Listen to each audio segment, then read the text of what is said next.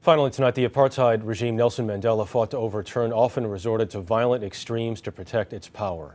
A CBS News report nearly 3 decades ago exposed one brutal government tactic, leading to the prompt expulsion of correspondent Alan Pizzi and 2 other CBS News employees. The report provoked outrage around the world. Alan Pizzi tonight looks back on the Trojan horse. Nothing will happen here if you people leave. You people were the foreign press. The white South African regime often accused the media of instigating the violence that was filmed when I was reporting from the country in 1985. But on October 15th of that year, 2 CBS News camera crews would capture a police operation which no one except the perpetrators could possibly have known about in advance.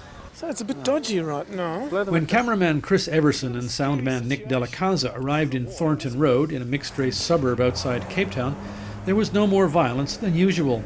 But it would escalate into an event that many said did more damage to the South African regime's international image than all the other coverage combined. There was a bunch of kids standing on a street corner, probably about 30 strong. Clearly there had been some incidents already. There were signs that vehicles had been stoned. There was glass on the street. And not wanting to be part of the scene, we set ourselves well back from it. Just up the road, but out of sight, CBS cameraman Fim de Vos and sound recordist Anton van der Merwe, no strangers to police harassment, arrived on the scene. It wasn't violent at that point when I arrived there, but I could see the rocks in their hands. I wasn't that far away from them. I thought, uh-oh, there comes trouble. Chris Everson had the same gut feeling. It was a flatbed vehicle with boxes on the back. And I filmed the truck as it went down the road away from me, towards the group of kids on the corner. Then the truck turned around and came back. As it approached the kids, 3 or 4 stones hit the windscreen. And as they did so, there were several policemen in the back of the truck, hiding in boxes, and they popped up.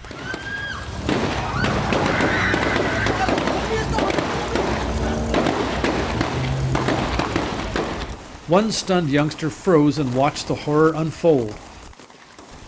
Back in 1985, we had no idea that the police had labeled their operation Ghost Vehicle.